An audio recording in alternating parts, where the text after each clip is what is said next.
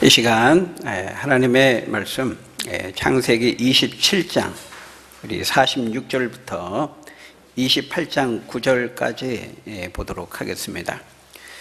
창세기 27장 마지막 절 46절부터 28장 9절까지 한 절씩 교독하겠습니다. 구약성경 40쪽입니다. 40쪽 27장 46절을 제가 읽습니다.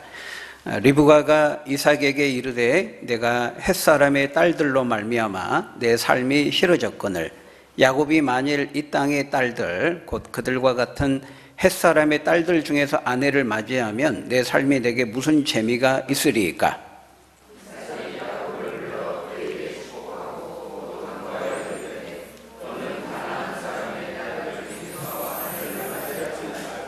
일어나 밧단 아람으로 가서 내 외조부 부두엘의 집에 이르러 거기서 너 외삼촌 라반의 딸 중에서 아내를 맞이하라.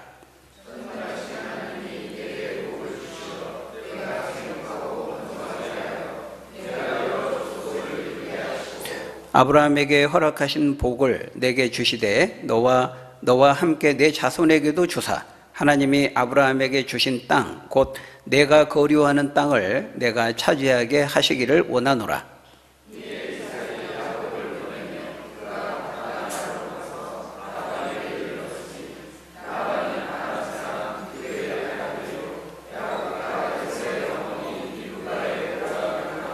에서가 본즉 이삭이 야곱에게 축복하고 그를 밧단 아람으로 보내어 거기서 아내를 맞이하게 하였고 또 그에게 축복하고 명하기를 너는 가나안 사람의 딸들 중에서 아내를 맞이하지 말라 하였고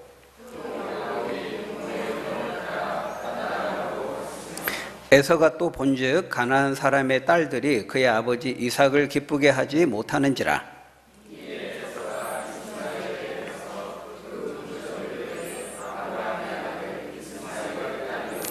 느바요스의 누이인 마할랏을 아내로 맞이하였더라.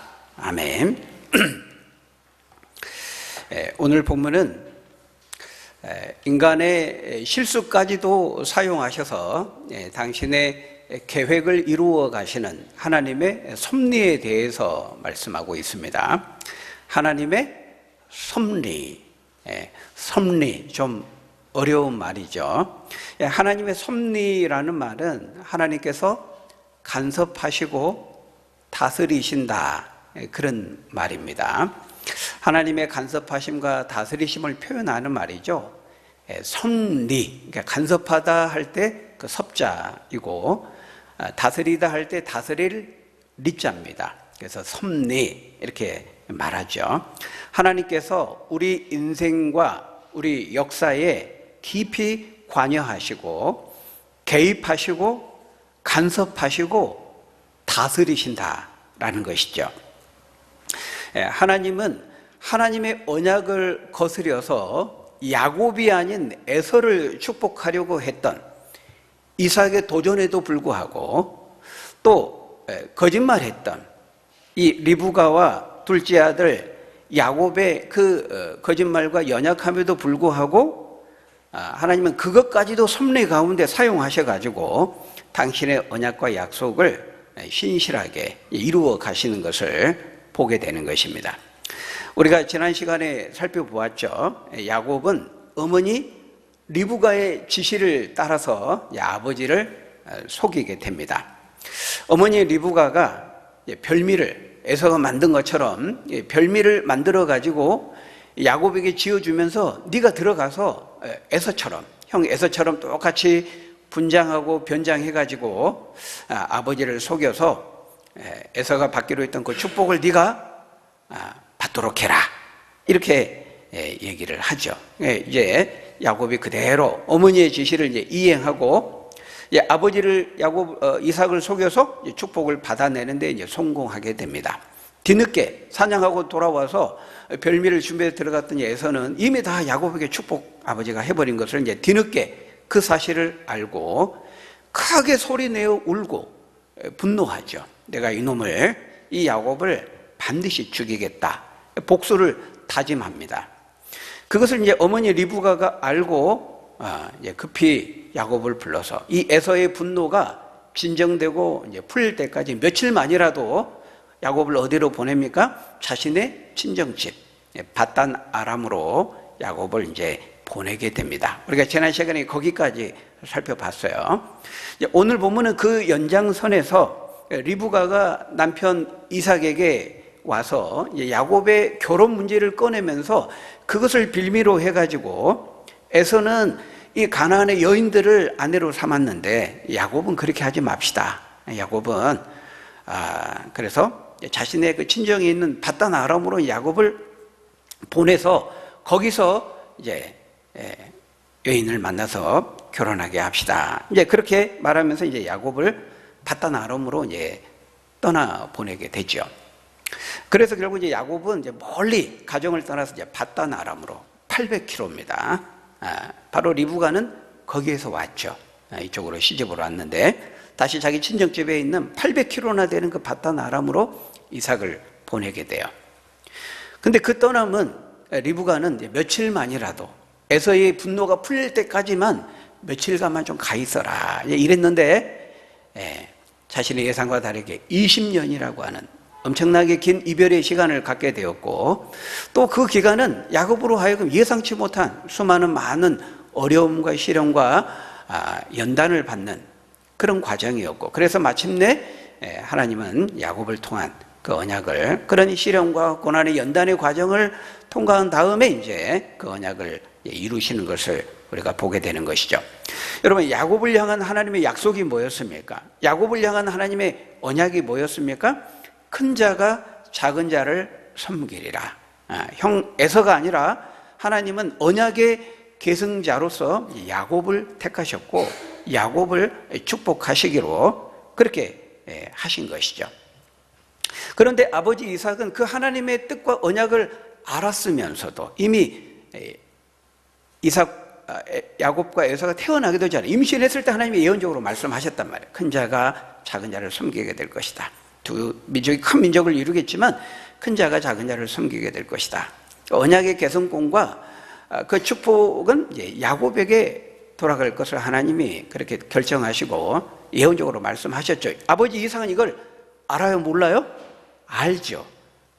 알매도 불구하고 그 하나님의 뜻을 거스르면서까지 누구를 축복하려고 했어요? 큰아들 에서를 축복하려고 했던 것입니다. 그것은 하나님의 뜻을 저버리는 것이었죠. 하나님의 뜻을 대적하고 거스리는 것이었습니다. 만일 그렇게 이삭이 의도한 대로 에서를 축복해 버린다면은 하나님의 언약과 약속은 어그러지게 되는 거죠. 그런 위기에 처했지만 그렇게 되지 않았습니다. 왜? 하나님께서 섭리 가운데 그렇게 되지 않도록 막으신 거죠.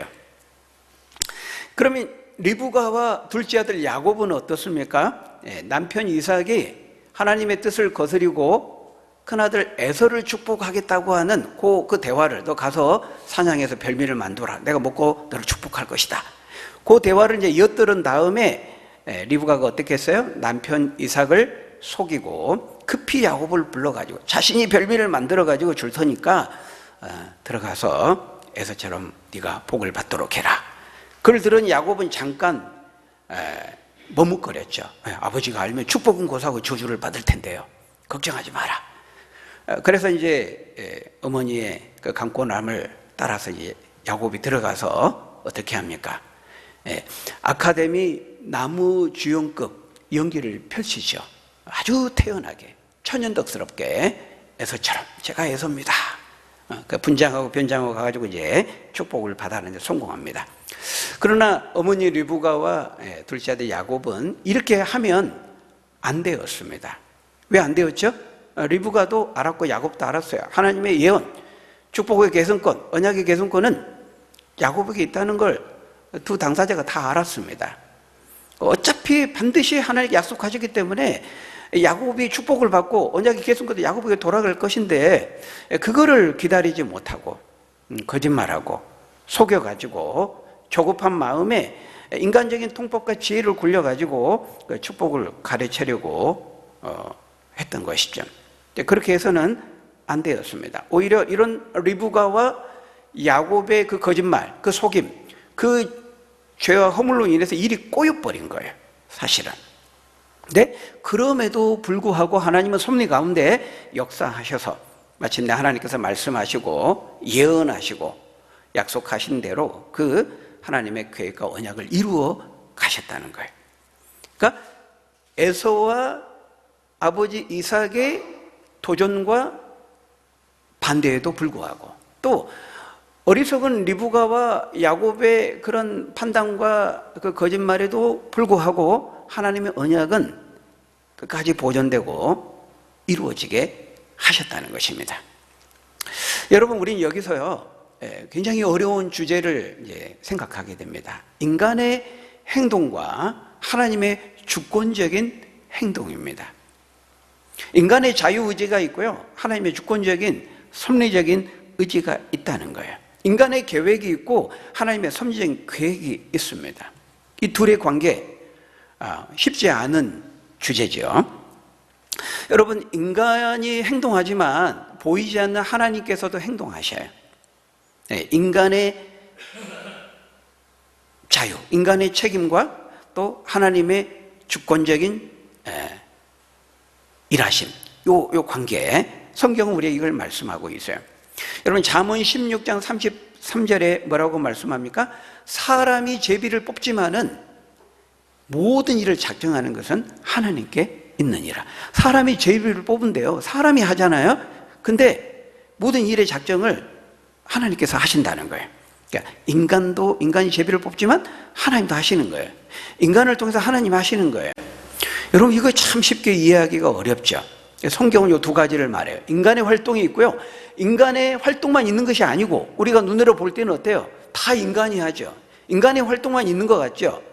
그러나 인간의 활동 배후에 보이지 않는 하나님의 손길이 작용하고 역사한다는 거예요. 잠언 16장 9절에서는 또 뭐라고 말씀합니까? 사람이 마음으로 그 길을 계획할지라도 그 걸음을 인도하시는 이는 여호와 하나님이시니라 말씀합니다. 사람의 계획을 세우지요, 그걸 추진하고 행합니다. 근데 실제로 그걸 되게 하시고 그 인도하시는 이는 하나님이시라는 거예요. 우리가 겉으로 그냥 볼 때에는 다 인간의 활동만 있는 것 같아요. 보이는 인간만이 다 모든 것을 하는 것처럼 보입니다. 그러나 실제로는 보이지 않는 하나님의 손이 작용하고 있고, 보이지 않는 하나님의 인도하심으로 그 사람의 계획이 이루어지고 성취된다는 거예요. 굉장히 불가사의하고 굉장히 신비롭죠. 이해하기 쉽지 않죠. 그렇지만 성경은 이것을 말해요. 인간의 활동이 있고, 인간의 활동만 있는 것이 아니고 하나님의 활동도 있다는 거예요. 성경적인 표현으로 말하면 어떻게 말할 수 있을까요? 인간을 통해서 하나님이 역사하시는 거예요. 인간을 통해서 하나님이 일하시는 거예요. 이거를 providence, 하나님의 섭리라고 말하는 것입니다. 모든 것이 인간의 손에 의해서 이루어진 것처럼 보이지만, 그러나 하나님이 주도적으로 섭리하시고 간섭하시고 다스리신다는 거예요. 여러분, 하나님께서 이 세상을 창조하셨잖아요. 어떤 사람들, 그렇게 생각하는 사람들이 있어요. 그래, 신이 창조한 것까지는 인정을 해. 이신론자들, 자연신론자들이라고 말하는데요, 이들은 어떻게 말하냐면, 하나님이 신이 창조는 했는데 창조한 후에 창조 법칙과 질서를 이 우주와 이 세상에 심어놓은 다음에 신은 관여하지 않는다는 거예요. 성경은 그렇게 말씀하지 않아요. 하나님이 이 세상을 창조한 다음에 과학의 법칙과 창조의 그 질서를 딱 심어넣어서 알아서 돌아가도록 그렇게 하시지 않았어요. 하나님 지금도 실시간으로 ING로 개입하시고 간섭하시고 다스리고 통치하세요. 하나님께 이 세상을 창조하신 다음에요, 마치 시계 태엽을 딱 감아놓으면 시계가 태엽이 풀리면서 알아서 돌아가잖아요. 그렇게 생각하는 사람들이 있어요. 그렇지 않아요. 하나님은 지금도 실시간으로 개입하시고 간섭하심으로써 우리 인생과 역사와 이 세상을 다스리시고 간섭하신다는 거예요. 여러분, 이 인간의 활동과 하나님의 활동이 묘하게 얽혀 있어요. 인간의 행동과 하나님의 행동이 서로 상호작용을 해요. 어떻게 상호작용을 하는 것인가? 하나님이 인간의 마음에 어떻게 역사하신다는 것인가? 강제로 인간의 마음이 막 그렇게 하지 않으면 안 되도록 하신다는 건가? 성경은 그렇게 말씀하지는 않아요. 하나님 인간의 자유의지를 존중하시거든요. 그럼에도 불구하고 성경은 바로의 마음을 강팍하게 했다, 이렇게 말씀해요. 구체적으로 어떻게 하신다는 것일까? 분명히 인간의 자유의지가 있어요. 그 모든 인간의 자유로운 의지에 의한 선택과 결정과 행동에 대한 책임은 인간에게 있어요. 그럼에도 불구하고 하나님은 이 모든 인류의 역사가 인간의 결정과 선택과 행동에 의해서만 이루어지도록 방관자로 계시지 않는다는 거예요. 섭리 가운데 개입하시고 간섭하시고 다스리신다고 말해요. 여러분, 우리 내 개인의 삶과 인생과 이 역사는요, 인간의 활동 100%와 하나님의 활동 100%가 합해져 가지고 이루어지는 거예요. 겉으로만 보면 인간이 다 하는 것 같지만 그렇지 않다는 거죠. 하나님의 보이지 않는 손이 작용하고 있다고 성경은 말씀해요. 여러분, 이것을 잘 보여주는 유명한 말씀 구절이 있죠. 빌립보서 2장 13절 말씀. 너무 유명한 구절이라 그랬는데 나는 처음 보는데 이제 여러분 좀 곤란하죠. 한번 같이 읽어볼까요? 시작. 너희 안에서 행하시는 이는 하나님이시니 자기의 기쁘신 뜻을 위하여. 여기 보니까요, 여러분, 누가 행하는 거예요? 누가 행하는 겁니까? 인간이 행하는 거예요? 하나님이 행하는 거예요? 둘 다라는 거예요. 너희 안에서 행하시는 분이 계시는데 하나님이시라는 거예요.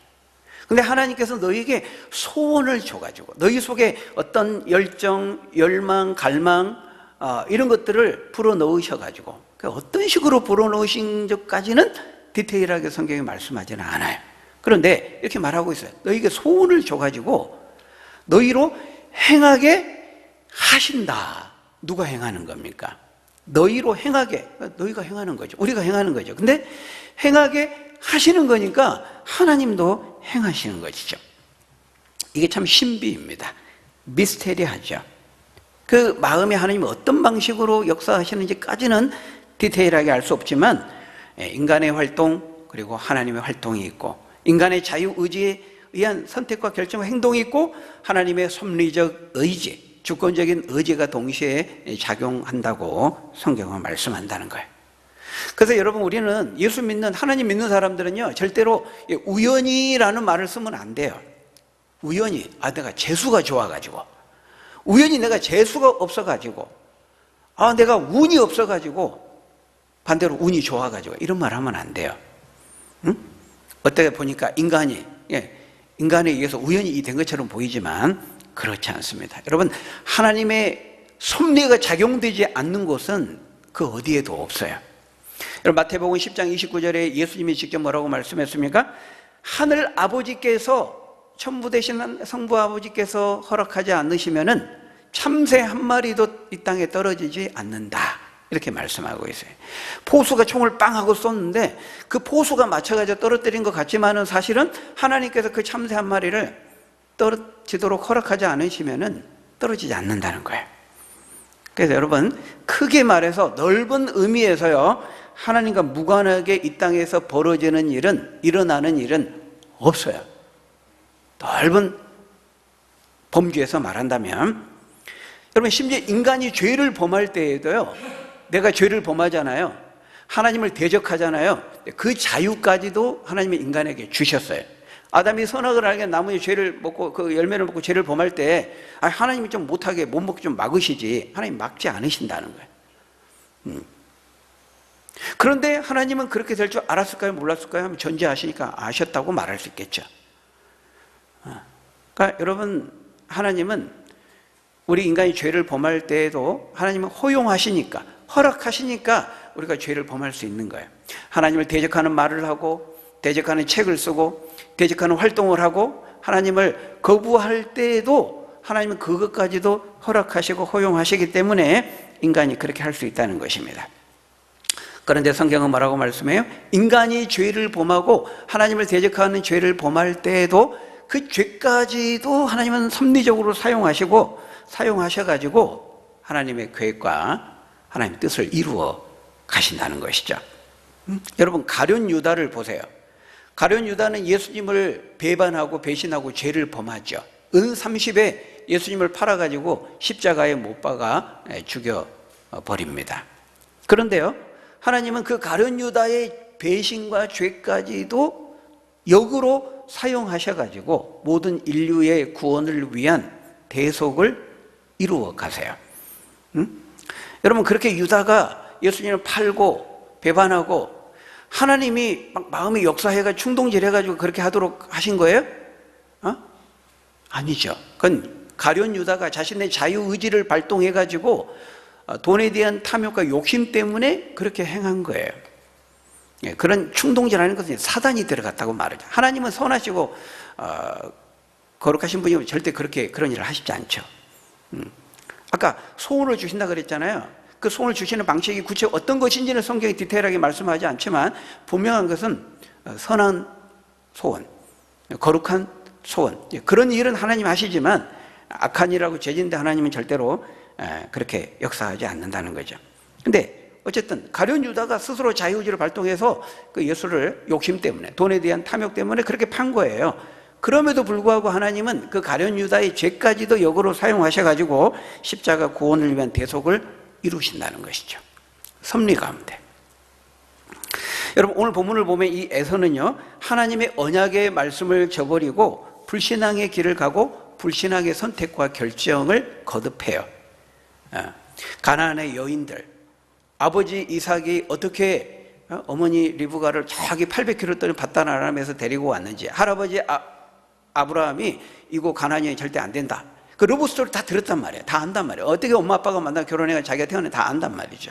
근데도 할아버지 아브라함의 뜻을 거스르고 아버지 이삭과 어머니 리브가의 뜻을 거스르고 자기 마음대로, 자기 눈에 보기 좋은 대로, 자기 속에는 옳은 대로 가나안 여인, 마치 삼손이 드릴라, 여인이 너무 이쁘니까 블레셋 여인을 취한 것처럼 그렇게 하나님의 말씀과 언약의 뜻은 안중에 없이 자기 좋은 대로 그렇게 자유의지를 통해 가지고 가나안 여인을, 그것도 2명씩이나 아내로 맞이했죠. 하나님은 한 남자와 한 여자가 만나 가정을 지어 결혼하라 그랬는데 자기 마음대로 일부 다처제, 하나님 말씀을 완전히 거스르는 겁니다.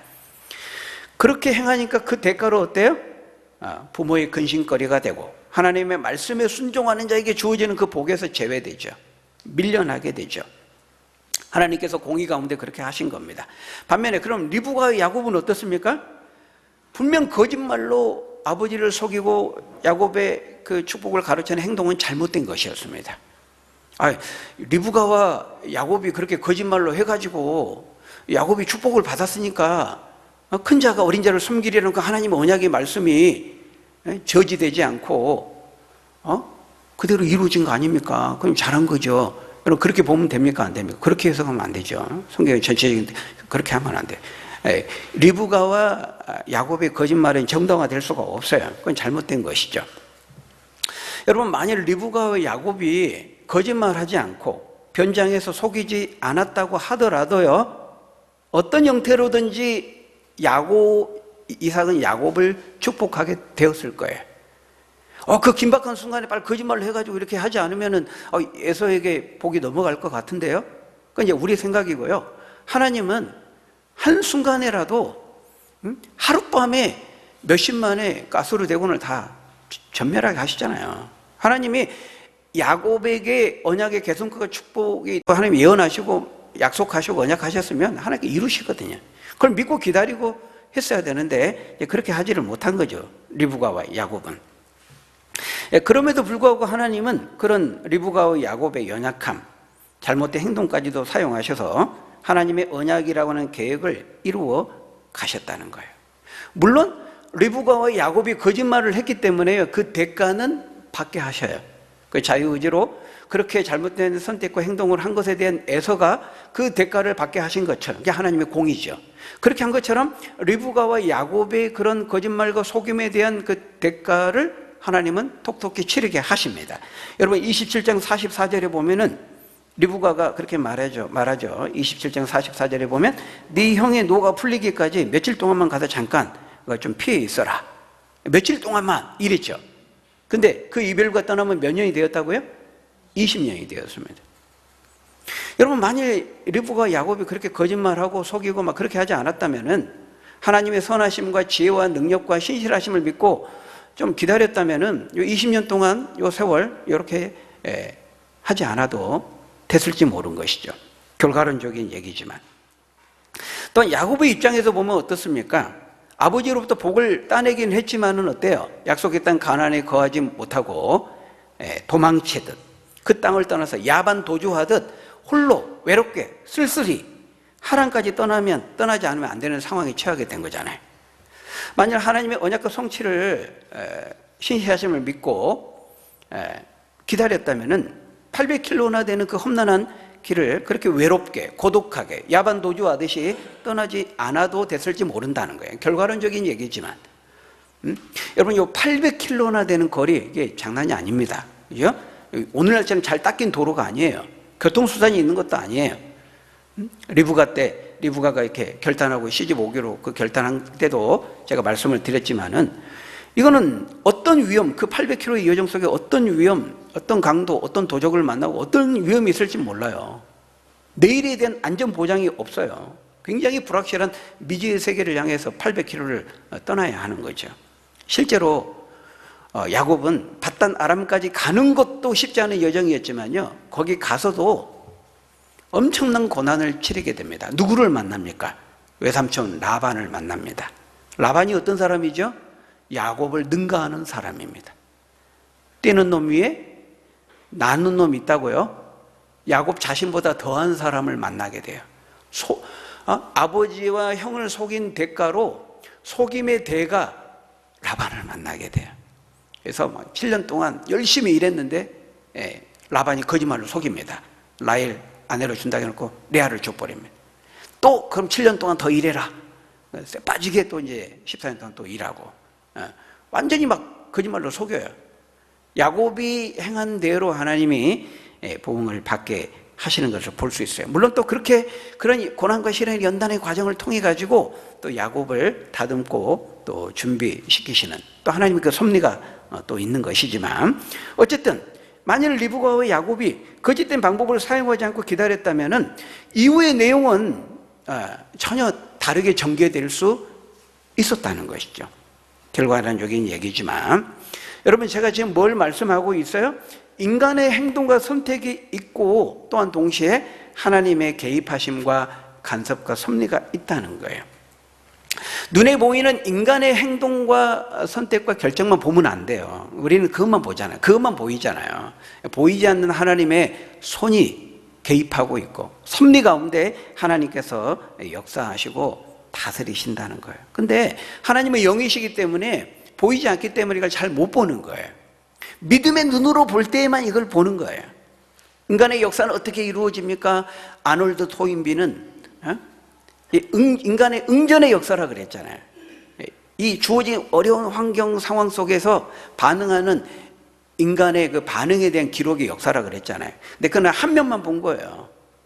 보이는 인간의 응전의 그 반응 배후에 하나님의 보이지 않는 손길의 인도하심이 있다는 것이죠. 여러분, 믿음의 눈으로 이 보이지 않는 하나님의 섭리적인 간섭하심과 행하심을 볼 수 있는 여러분 되시기를 주의 이름으로 축원합니다. 하나님께서 섭리 가운데 우리 인생과 역사와 이 세상을 개입하시고 다스리신다는 거예요. 우리는 믿음의 눈으로 그걸 봐야 돼요. 인간이 어떤 선택을 하고 어떤 인생의 길을 가느냐에 따라서 하나님은 그에 합당하게 공의 가운데 이렇게 행하시죠. 에서에게 또 이삭에게 하나님이 그렇게 공의 가운데 행하신 것처럼 에서가 불신앙의 길을 가고 불신앙의 선택을 하는 그 대가와 책임이 따르게 하셨죠. 야곱도 마찬가지예요. 거짓말하고 속인 그 대가와 책임이 따르게 하셔요. 그럼에도 우리가 잊지 말아야 되는 것은 뭡니까? 인간의 선택, 인간의 결정, 인간의 행동만 있는 것이 아니라는 거예요. 보이지 않는 하나님의 섭리적인 행하심과 개입하심과 간섭하심이 있다는 것입니다. 야곱은 거짓말을 했고 하나님의 언약과 약속을 믿으면서 기다려야 했음에도 조급하게 기다리지 못하고 그렇게 행하는 연약함이 있었지만, 그래서 하나님이 20년이라고 하는 그런 긴 이별과 고통의 시간을 허락하셨지만, 그래도 어때요? 야곱은 에서와는 많은 점에서 달랐죠. 야곱은 부모의 말에 순종하고 그 말씀의 길을 걸어갑니다. 여러분, 28장 1절에 보면요, 아버지 이삭이 이제 야곱을 진짜로 축복하고 보냅니다. 형 에서처럼 절대로 가나안 여인들과 결혼하지 말고 가나안의 딸들 중에 아내를 맞이하지 말고 바단 아람으로 가서 외삼촌 라반의 딸 중에 아내를 맞이하라 당부합니다. 그러면서 3절 4절에 축복하죠. 아브라함에게 약속된 그 언약, 그리고 아버지 자신 이삭에게 약속된 그 언약을 다시 야곱에게 상기시키면서요, 네가 이 언약을 기억하고 이 언약의 백성답게 그 언약의 길을 따라가라, 이렇게 당부합니다. 야곱이 듣고 어떻게 합니까? 어떻게 반응합니까? 7절에 보니까 야곱이 부모의 명을 따라서 순종하며 바단 아람으로 갑니다. 이게 에서와 다른 점이에요. 에서는 부모의 말을 듣지 않았습니다. 이때 부모의 말을 듣지 않는다라는 것은 하나님의 말씀을 듣지 않았다는 것을 의미하는 거예요. 부모의 말이라는 것은 결국 아브라함이 했던 그 언약의 말이었거든요. 하나님의 언약, 언약을 기억하고 너는 언약의 길을 따라서 언약의 백성답게 언약의 말씀을 따라 살아야 된다. 에서는 귀뚱으로 듣지 않았습니다. 그래서 가나안 여인들, 해쪽 속의 여인들을 아내로 맞이하고 장자의 명분도 거기서 차버렸잖아요. 그런 것이 뭐가 중요해? 팥죽 한 그릇이 낫지. 팔아버렸어요. 하나님의 언약을 통해서 주어지는 그 축복, 은혜, 이런 것들을 우습게 여긴 거예요. 그런데 야곱은 그렇게 하지 않았어요. 야곱이 거짓말하고 잘못한 대가는 한편으로 치르게 하시면서도 하나님이 약속하셨던 그 언약은 큰 자가 작은 자를 숨기리라. 그 언약은 차질 없이 보존하고 그대로 이루시는 것을 볼 수가 있습니다. 여러분, 그래서 우리 인간의 죄와 연약함으로 인해서 실패할지 모르지만 언약의 하나님은 절대로 실패하지 않는다라고 말하는 이유가 거기에 있는 것입니다. 여러분, 성경에 있는 모든 이런 약속들이요, 어떤 물론 신실한 믿음의 사람들이 있었죠. 그렇지만 인간의 신실함으로 이루어지고 성취되는 것이 아닙니다. 아브라함 믿음의 조상이었지만 얼마나 연약함이 많았습니까? 이삭 믿음의 사람이었지만 얼마나 연약함이 많았습니까? 야곱은 뭐 두말할 것도 없고요. 야곱은 이 사람이 언약의 계승자고 하나님의 축복을 받을 자격이 있는 자인가? 라고 물을 때 말했잖아요. 에서보다도 어떤 점에서 객관적으로 비교해 보면 더 형편없는 사람이 야곱이에요. 거짓말하고 속이고 태어나면서부터 형 뒷발목 잡고 나온 사람이에요. 자기 이익을 위해서 속이고 이런 형편없는 사람이에요. 자격 없는 사람이에요.